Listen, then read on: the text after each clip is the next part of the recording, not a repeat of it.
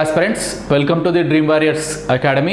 ఈరోజు ఈ వీడియోలో మనము తెలంగాణకు సంబంధించిన కరెంట్ అఫైర్స్ జనవరి నెలకు సంబంధించి జనవరి 16 నుంచి 31 వరకు జరిగినటువంటి వివిధ కరెంట్ అఫైర్స్ అంశాలను ఒకసారి చూసే ప్రయత్నం చేద్దాం. అయితే వీడియోలోకి వెళ్ళే కన్నా ముందు అందరికీ ఒక ముఖ్యమైన సమాచారం. మన డ్రీమ్ వారియర్స్ అకాడమీ యాప్లో మనము ఈ యొక్క జనవరి నెలకు సంబంధించి 1 నుంచి 31 తారీఖు మొత్తం జనవరి నెలకు సంబంధించి ఎక్స్క్లూజివ్గా తెలంగాణకు సంబంధించిన కరెంట్ అఫైర్స్ అంశాలను దాదాపు 80 కరెంట్ అఫైర్స్ అంశాలను ఎవ్వరు కూడా కవర్ చేయని విధంగా, అది ఏదన్నా విభాగం కానీ అవార్డు కావచ్చు, సదస్సు కావచ్చు, ఇంకేదైనా కావచ్చు, దానితో తెలంగాణకు కనుక సంబంధం ఉన్నట్టయితే దాన్ని తెలంగాణకు సంబంధించిన కరెంట్ అఫైర్స్గా పరిగణించి ఎక్స్క్లూజివ్గా కరెంట్ అఫైర్స్ తెలంగాణ నేను తీసుకురావడం జరిగింది. At the cost of ₹11 only. Only 11 రూపాయలు పెడితే మీకు అది అందుబాటులో ఉంటుంది పీడిఎఫ్. ఓకేనా? దాంతోపాటు ఇది మెయిన్ టార్గెట్ మాది.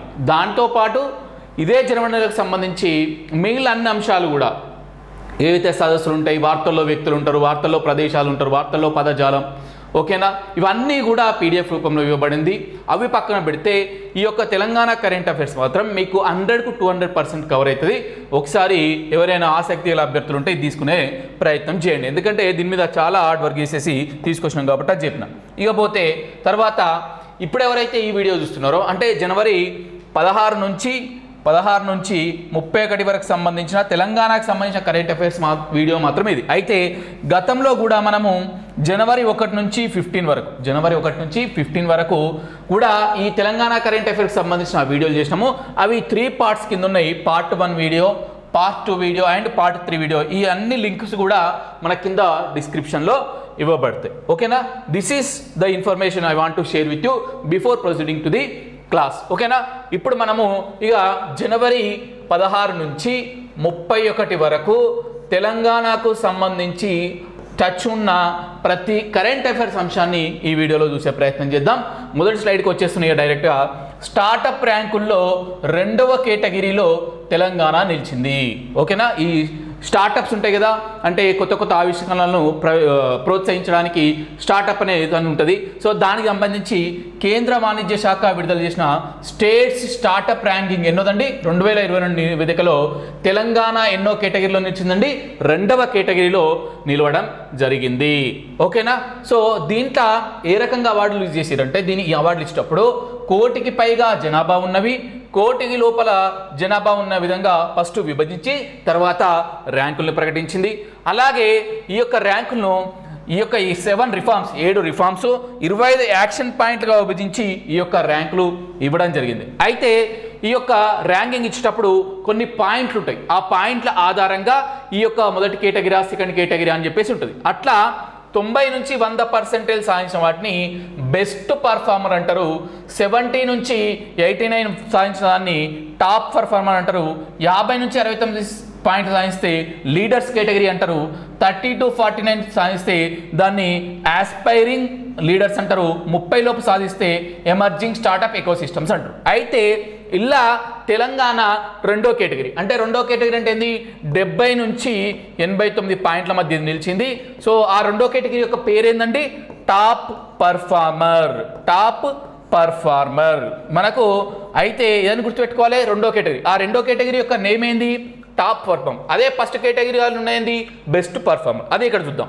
మనకు గుజరాత్, కర్ణాటక, కేరళ, తమిళనాడు బెస్ట్ పర్ఫార్మర్ అంటే మొదటి కేటగిరీలో నిలిచినాయి. అలాగే 2వ కేటగిరీలో అంటే టాప్ పర్ఫార్మర్లో మన తెలంగాణతో పాటు మహారాష్ట్ర, ఒడిశా, పంజాబ్, రాజస్థాన్ కూడా నిలవడం జరిగింది. అలాగే ఆంధ్రప్రదేశ్ 3వ కేటగిరీలో వచ్చింది. ఇది ఫస్ట్ కరెంట్ అఫైర్స్ అంశం. నెక్స్ట్ చూద్దాం. ఇది మోస్ట్ ఇంపార్టెంట్ అండ్ డేంజరస్ అండి నా దృష్టిలో, చాలా ఇంపార్టెంట్. ఓకేనా? హైదరాబాదులో ప్రపంచ ఆర్థిక వేదికకు సంబంధించిన ఒక సెంటర్ను ఏర్పాటు చేయనున్నారు. ఎప్పుడంటే మన దగ్గర ఫిబ్రవరి 28న బయో ఏషియా సదస్సు జరుగుతుంది.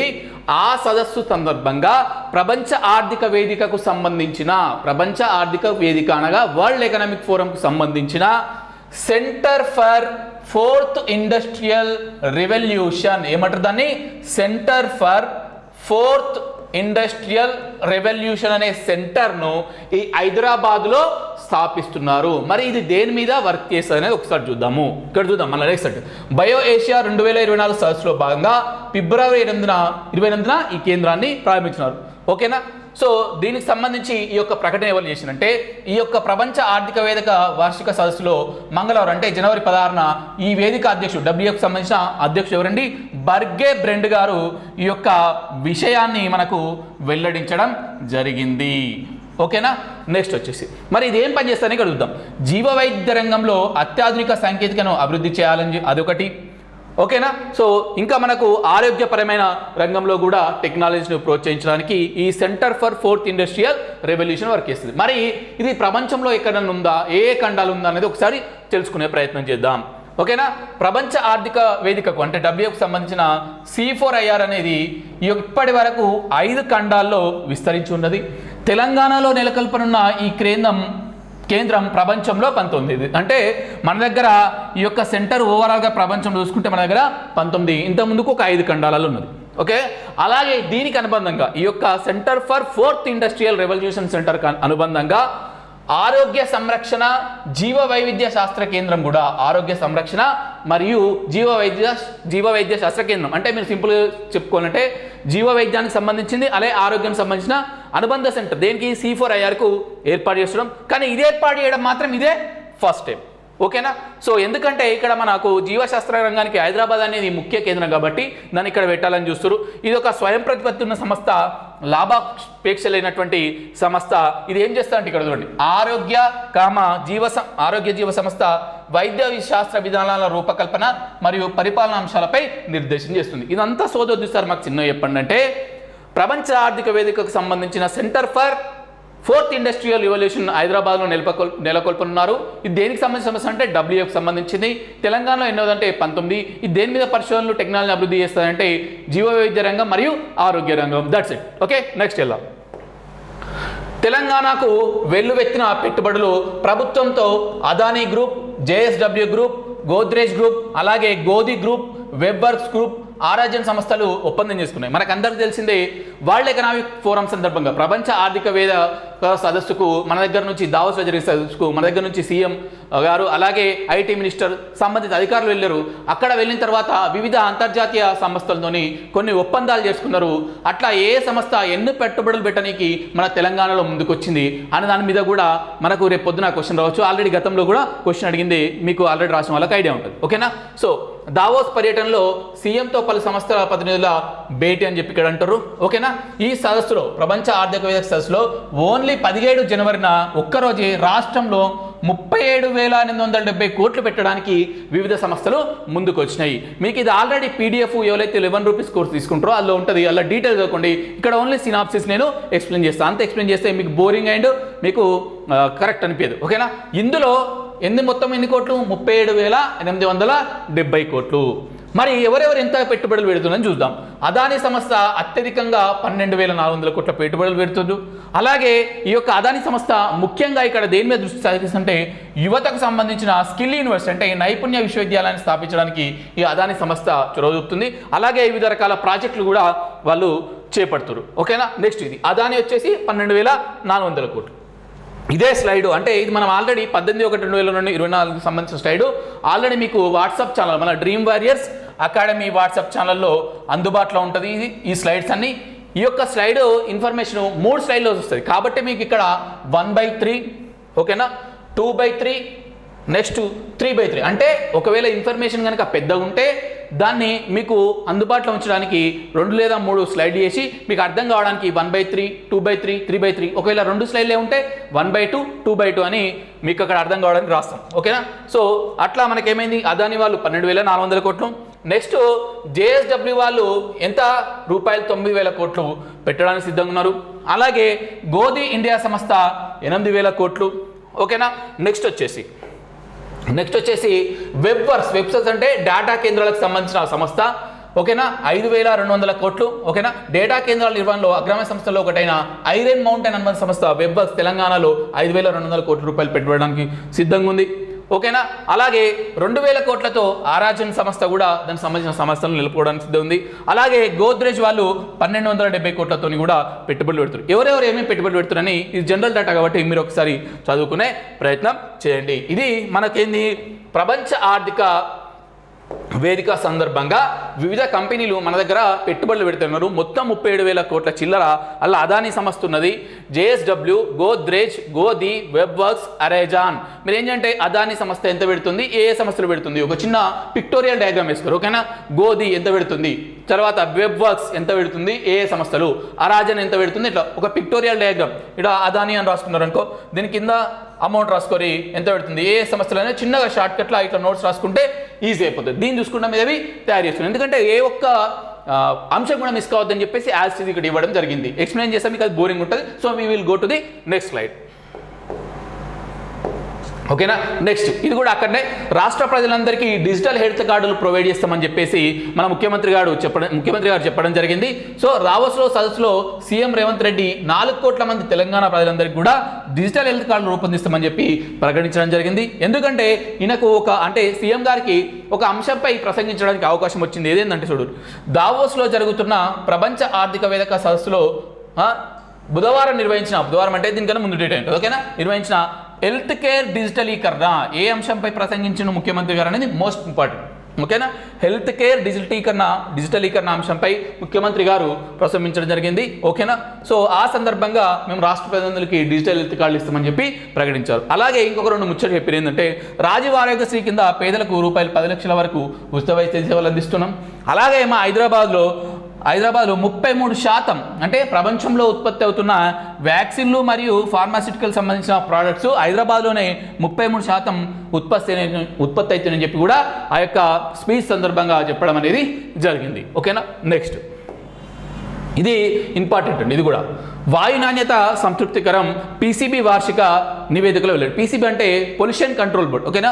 మన దగ్గర ఉన్న పొల్యూషన్ కంట్రోల్ బోర్డు, వాయు కాలుష్య నియంత్రణ సంస్థ. ఓకేనా. పొల్యూషన్ కంట్రోల్ బోర్డు వాళ్ళు ఒక నివేదిక రిలీజ్ చేశారు. తెలంగాణలోని ముఖ్యంగా హైదరాబాద్ నగరంలోని వివిధ ప్రాంతాల్లో వాయు కాలుష్యం ఏ విధంగా ఉందని దానికి సంబంధించిన 2-3 సెంటెన్సెస్ చూద్దాం.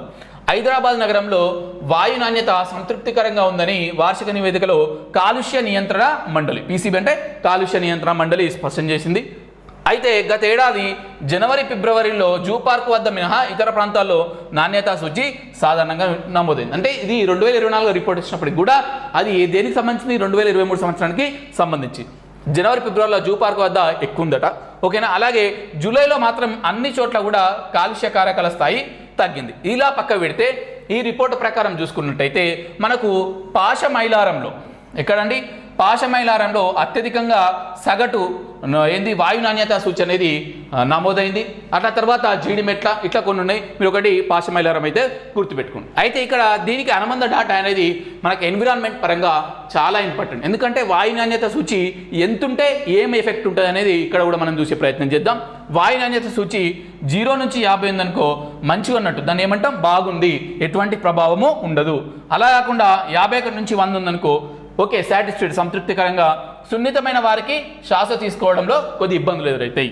అలాగే 101 నుంచి 200 ఉందనుకో సాధారణ స్థాయి అంటాం. అస్తమా, గుండె జబ్బులు, ఊపిరితిత్తుల సమస్యలు ఉన్న వారికి ఇబ్బంది అవుతుంది. అలాగే 201 నుంచి 300 ఉందనుకో మరి అదమన్నట్టు వరస్ట్ అనమాట. దీర్ఘకాలంగా ఇలాంటి గాలిని పీలిస్తే శ్వాసపరమైన ఇబ్బందులు వస్తాయి. 301 to 400 అంటే మరింత అధమం, మరీ ఘోరం అనమాట, మరింత అధమం, శ్వాసకోశ సమస్యలు తలెత్తాయి. 401 to 500 అంటే చాలా తీవ్రమైంది, ఆరోగ్యవంతులు ఉన్నోళ్ళు కూడా ప్రభావితులవుతారు. ఇక్కడ మనకి ఏ రేంజ్లో ఎటువంటిది ఎఫెక్ట్ అనేది గుర్తుపెట్టుకునే ప్రయత్నం చేయండి. అట్లా 0 నుంచి 5 ఉంటే సూపర్ మంచి ఉంది బాగుందని, 51 to 100 అంటే సాటిస్ఫైడ్ అని, 101 to 200 ఉంటే సాధారణం అని చెప్పి. ఇది ఎందుకంటే యాక్చువల్గా తెలుగు టర్మినాల్ రాష్ట్ర, దీనికి సంబంధించి ఇంగ్లీష్ టర్మినాల్ ఏదో ఒకటి ఉంటుంది, మీకు నస్తుంది తీసుకునే ప్రయత్నం చేయండి. ఇట్లా ఓవరాల్గా జూలైలో మాత్రం అంతటా మంచిగా ఉంది హైదరాబాద్ నగరంలో అని చెప్పేసి కాలుష్య నియంత్రణ మండలి స్పష్టం చేయడం జరిగింది. ఓకేనా. ఈ నెక్స్ట్ చూద్దాం. ఇది కూడా ఇంపార్టెంట్ అండి. దారుణంగా అభ్యసన సామర్థ్యాలు అసర్ సర్వేలో 2023లో వెల్లడని అంటుంది. అంటే సర్వే యొక్క రిపోర్ట్ 2023, కానీ ఈ 2024లో రిలీజ్ అయింది. కానీ ఏ ఇయర్కి సంబంధించింది, 2023 సంబంధించి. ఏ సర్వే అది, అసర్ అంటే ASER అంటే annual status of education report, annual status of education report అనమాట. అంటే విద్యా వ్యవస్థకు సంబంధించి ఒక వార్షిక నివేదిక. దాంట్లో ఏమని పేర్కొన్నారో ఒకసారి చూద్దాం. రాష్ట్రంలో 17 నుంచి 18 ఏళ్ల వయసు ఉన్న గ్రామీణ ప్రాంత యువతి యువకుల్లో 40 నుంచి 10% మంది చదువు మానేస్తారు. అంటే 15 నుంచి 18 ఉన్న వాళ్ళు చదువు బంద్ చేస్తారు. ఎంతమంది అట? 40% మంది. అంటే తర్వాత వాళ్ళు 17, 18 అంటే మనకు అప్పటికి ఏమైపోతుంది, ఇంటర్ అయిపోతుంది కాబట్టి నెక్స్ట్ వాళ్ళు డిగ్రీ కానీ ఏది కూడా చేస్తలేరు అంటారు. ఓకేనా? అట్లే 14 నుంచి 16 వయసులో వారిలో ఉన్న వాళ్ళు 22.10% మంది కూడా అటు 14-16 సంవత్సరాల్లో ఏది ఉంటుంది, 10th ఏమో అయిపోతుంది. తర్వాత అటు పాఠశాలలో కానీ ఇటు కళాశాలలో కూడా ఏదో ఉంటుంది. అంటే 15 నుంచి 18 సంవత్సరాల ఏజ్ ఉన్న వాళ్ళు 40% మీద చదువుడు బంద్ చేస్తున్నట. 14 నుంచి 16 వయసు ఉన్న వాళ్ళు తర్వాత 22% మంది చదువుడు బంద్ చేస్తారని చెప్తారు. ఓకేనా? నెక్స్ట్ ఇక తెలంగాణలో చదువుకుంటున్న వాళ్ళు అభ్యసన సామర్థ్యాలు మాత్రం దారుణంగా ఉన్నాయి. ఎట్లా అంటే 14 నుంచి 16 వయసు ఉన్న వారు సైతం 2వ తరగతి పాఠం తప్పులు లేకుండా చదివేలేని దుస్థితి ఉందట. అంటే 14 నుంచి 16 ఎవరైతే ఏజ్ గ్రూప్ ఉంటారో వాళ్ళు 2వ తరగతి కూడా పాఠం సరిగా చదువుతలేని అంటారు. ఇక ముఖ్యంగా ఈ యొక్క రిపోర్ట్ను విడుదల చేసే సంస్థ వచ్చేసి ప్రముఖ స్వచ్ఛంద సంస్థ ప్రథమ్. ఈ యాన్యువల్ స్టేటస్ ఆఫ్ ఎడ్యుకేషన్ రిపోర్ట్ను విడుదల చేసేటువంటి సంస్థ ప్రథమ్ వాళ్ళ యొక్క రిపోర్ట్ను విడుదల చేయడం జరిగింది. సో దేశవ్యాప్తంగా 26 రాష్ట్రాల్లోని 28 గ్రామీణ జిల్లాల్లో ఈ సర్వేని నిర్వహించారు. ఓకేనా? మన రాష్ట్రంలో ఈ సర్వేను ఓన్లీ ఖమ్మం జిల్లాలో 59 గ్రామాల్లో మాత్రమే నిర్వహించడం జరిగింది. అట్లా ఈ ఖమ్మం జిల్లాలో 59 గ్రామాల్లో సర్వే చేస్తే ఏమని తెలియదట అంటే 14 నుంచి 16 ఏళ్ల వయసు వారిలో 42.2%, 17 నుంచి 18 ఏళ్ల వయసు వారిలో 50.3%, 2వ తరగతి పాఠం కూడా సరిగా చదవగలుగుతున్నారు. అంటే మిగిలిన వాళ్ళు చదువుతలేరు. ఓకేనా? 14 నుంచి 16 ఏళ్ళ 42% మంది చదవగలుగుతున్నారట 2వ తరగతి పాఠం. 15 నుంచి 18 ఏళ్ల వయసు వారిలో only half of the members మాత్రమే సరిగా చదువుకుంటున్నారని చెప్పేసి రిపోర్ట్ ఇస్తారు. మీరు ఓవరాల్ ఏం గుర్తుపెట్టుకోరంటే ఈ అసర్ రిపోర్ట్ను ఎవరు రిలీజ్ చేస్తారు? ప్రథమ్ అనే సంస్థ. అలాగే ఏ జిల్లాలో సర్వే నిర్వహించారంటే ఖమ్మం జిల్లాలో. ఎంతమంది బడి మానేస్తారు 17 నుంచి 18 ఏళ్ళు అంటే తర్వాత కళాశాల 40% మంది, 14 నుంచి 16 చదువుతున్న 22% అంటే దాదాపు 20% మంది. ఇక మరి ఖమ్మం జిల్లాలో ఏం తెలియదంటే 14 నుంచి 16 ఏళ్ళలో 40% మంది అంటే 40 అంటే దాదాపు 40% మంది 2వ తరగతి చక్కగా చదువుతున్నట్టు పాఠాన్ని. అలాగే 15 నుంచి 18 ఏళ్ళ వయసులో కూడా హాఫ్ ఆఫ్ ద మెంబర్స్ కూడా సరిగా చదువుతారు 2వ తరగతి పాఠాన్ని. ఇట్లా 3-4 పాయింట్లు గుర్తుపెట్టుకునే ప్రయత్నం చేయండి. ఓకేనా? నెక్స్ట్ వచ్చేసి ఇది కూడా చాలా ఇంపార్టెంట్. హైదరాబాద్లో లండన్ స్టాక్ ఎక్స్చేంజ్ టెక్నాలజీకి కేంద్రం. హైదరాబాద్లో లండన్ స్టాక్ ఎక్స్చేంజ్ టెక్నాలజీ సంబంధించిన కేంద్రం. మన దగ్గర స్టాక్ ఎక్స్చేంజ్ అంటే ఏముంటాయి? మన ఇండియాలో బాంబే స్టాక్ ఎక్స్చేంజ్, అలాగే నేషనల్ స్టాక్ ఎక్స్చేంజ్. అట్లనే యూకేకి చెందిన లండన్ స్టాక్ ఎక్స్చేంజ్ గ్రూప్ వాళ్ళు ఇక్కడ ఒక టెక్నాలజీ సెంటర్ను ఏర్పాటు చేయబోతున్నారు. ఎక్కడండి? హైదరాబాద్లో. చూడండి, లండన్ స్టాక్ ఎక్స్చేంజ్ వాళ్ళు తన టెక్నాలజీ కేంద్రాన్ని హైదరాబాద్లోని ఎక్కడ ముఖ్యంగా హైటెక్ సిటీలో ఏర్పాటు చేయనున్నారు.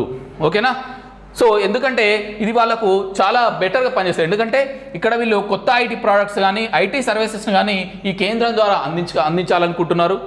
ఇక్కడ ఇంజనీరింగ్ విద్యార్థులు ఎవరైతే ఉన్నారో మన దగ్గర హైదరాబాద్లో అంటే మన తెలంగాణలో హైదరాబాద్ ముఖ్య నగరంలో ఎవరైతే ఇంజనీరింగ్ గ్రాడ్యుయేట్స్ ఉన్నారో వాళ్ళ దగ్గర ఉన్న స్కిల్స్ కావచ్చు, అవైలబుల్ ఉన్న ఇంజనీరింగ్ గ్రాడ్యుయేట్స్ కావచ్చు, వీళ్ళైతే మాకు బాగా పనికొస్తారు కాబట్టి మేము వీళ్ళని యూజ్ చేసుకొని కొత్త సర్వీసెస్ ఇంట్రడ్యూస్ చేస్తాం, కొత్త ప్రోడక్ట్స్ ఉత్పత్తి చేస్తామని ఆ దిశగా లండన్ స్టాక్ ఎక్స్చేంజ్కి సంబంధించిన టెక్నాలజీ సెంటర్ హైదరాబాద్లోని హైటెక్ సిటీలో నెలకొల్పుతున్నారు. ఓకేనా? నెక్స్ట్ చూద్దాం. ఇది కూడా చాలా ఇంపార్టెంట్ అండి.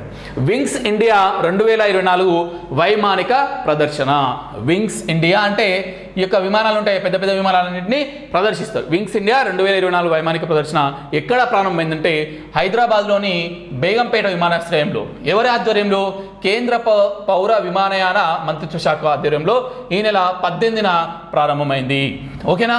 ఆ సందర్భంగా ఈ పౌర విమానయాన శాఖ మంత్రి జ్యోతిరాదిత్య సింధియా గారు కొన్ని విషయాలు చెప్పారు.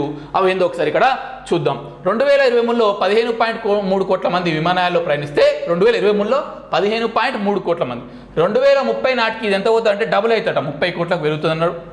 అలాగే ప్రపంచవ్యాప్తంగా చూస్తే దేశీయ విమానాలకు సంబంధించి అంటే దేశంలో తిరిగే విమానాలకు సంబంధించి 3వ అతిపెద్ద విమానయాన సంస్థ మనదే.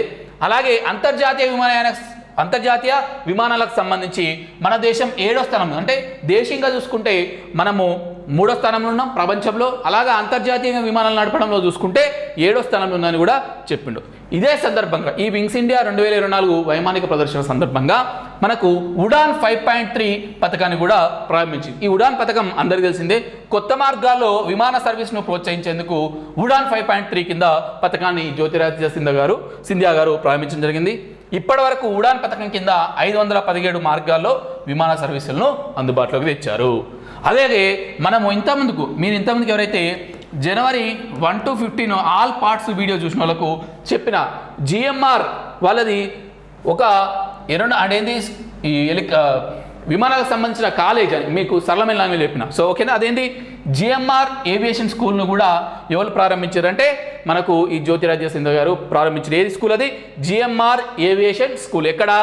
మన హైదరాబాద్లోని ఈ యొక్క ఎయిర్పోర్ట్లో. ఓకేనా. సో శంషాబాద్లోని జిఎంఆర్ ఏరోస్పేస్ అండ్ ఇండస్ట్రియల్ పార్క్లో ఏర్పాటైన ఈ స్కూలు 4 ఏళ్ల ఎయిర్ క్రాఫ్ట్ మెయింటెనెన్స్ ఇంజనీరింగ్ కోర్సులను అందిస్తుంది. అప్పుడే దీనికి ఎక్స్ప్లెయిన్ చేసిన జిఎంఆర్ వాళ్ళు ఈ విమానాలకు సంబంధించిన ఒక స్కూల్ను స్థాపిస్తారు. ఇది దక్షిణాసియాలోనే మొట్టమొదటిది. దాని శంషాబాద్ ఎయిర్పోర్ట్ పరిసర ప్రాంతాల్లో స్థాపిస్తారని చెప్పిన. ఇలా 4 ఏళ్ల కోర్సు ఉంటుంది.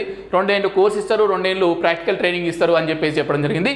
ఆ జిఎంఆర్ ఏవియేషన్ స్కూల్ అనేది ఎవరు ప్రారంభించారంటే జ్యోతిరాదిత్య సింధియా గారు ప్రారంభించడం జరిగింది. నెక్స్ట్ ఇక్కడ ఈ 19th డేట్కి సంబంధించి మన తెలంగాణలో ఒక చిన్న అదనపు సమాచారం వచ్చింది. అది ఏందో చూద్దాం. ఓకేనా.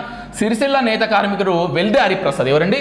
వెల్దే హరిప్రసాద్ రూపొందించిన బంగారు చీరను అయోధ్య రామాలయానికి అందజేయనట్టు ఆయన తెలిపిండు. శ్రీరామునితో పాటు ఈ యొక్క చీర మీద శ్రీరాముని చిత్రంతో పాటు రామాయణ ఇతివృత్తాన్ని తెలియజేసే విధంగా చిత్రాలను ఈ చీరలో నేసిరు. అంటే అయోధ్య రామయ్యకు తెలంగాణ నుంచి ఎవరు నేసిన చీరను బహుకరించనున్నారంటే సిరిసిల్ల నేత కార్మికుడు అయినటువంటి వెల్దే హరిప్రసాద్ గారు. ఈ యొక్క హరిప్రసాద్ గారి పేరును ఆల్రెడీ మన ప్రధాని మోదీ గారు ఒక్కసారి మన్ కీ బాత్లో కూడా ప్రస్తావించడం జరిగింది. అయితే దీనికి ఏమేమి యూజ్ చేసినంటే 8 గ్రాముల బంగారం, 20 గ్రాముల వెండి ఉపయోగించి 20 రోజుల లోపల దీన్ని ఆయన తయారు చేసినట్టు చెప్పడం జరిగింది. ఓకేనా. నెక్స్ట్ చూద్దాం. ఇది ఇంపార్టెంట్. ఇది కూడా ఇద్దరు తెలుగు చిన్నారులకు ప్రధానమంత్రి బాల పురస్కారాలు. ఆ ఇద్దరు తెలుగులలో మనకు తెలంగాణ నుంచి ఒకరు ఉన్నారు, అలాగే ఆంధ్రప్రదేశ్ నుంచి ఒకరు ఉన్నారు. మనం తెలంగాణ చూసుకుందాం. ఓకేనా. గణతంత్ర దినోత్సవాన్ని పురస్కరించుకొని కేంద్ర ప్రభుత్వం మొత్తం 19 మంది చిన్నారులకు ఈ ప్రధానమంత్రి రాష్ట్రీయ బాల పురస్కారాలను ప్రకటించడం జరిగింది. ప్రధానమంత్రి రాష్ట్రీయ బాల పురస్కారాలు మొత్తం ఎంతమందికి అంటుండు? 19 మెంబర్స్కి. ఆ 19లో 9 మెంబర్స్ బాలరు, 10 మెంబర్స్ గర్ల్స్. మరి తెలంగాణ నుంచి ఎవరు సెలెక్ట్ అయ్యారంటే పెండ్యాల లక్ష్మీప్రియ. ఎవరండి? పెండ్యాల లక్ష్మీప్రియ మనకు ప్రధానమంత్రి రాష్ట్రీయ బాల పురస్కారానికి ఎంపికైంది. ఈమె ఒక కూచిపూడి కళాకారిణి. 15 ఏళ్ల వయసున్న ఈమె 10వ తరగతి చదువుతుంది. ఓకేనా. ఈమె యొక్క గురువు వచ్చేసి బోంపల్లి సుధీర్ రావు. కొద్దిగా చేంజ్ ఉంది, ఒకసారి కన్ఫర్మ్ చేసుకోవాలి. బోంపల్లి సుధీర్ రావు. అలాగే ఈమెకు గతంలో నేషనల్ కళా ఉత్సవ్ అవార్డు. ఏం అవార్డు అండి?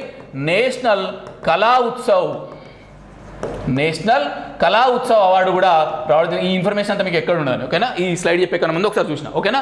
నేషనల్ కళా ఉత్సవ్ అవార్డు రావడం జరిగింది. ఈమె కాజీపేట ప్రాంతానికి చెందిన అమ్మాయి. ఓకేనా. ఎవరండి? పెండ్యాల లక్ష్మీప్రియకు మన తెలంగాణ నుంచి ప్రధానమంత్రి రాష్ట్రీయ బాల పురస్కారానికి ఎంపికైంది.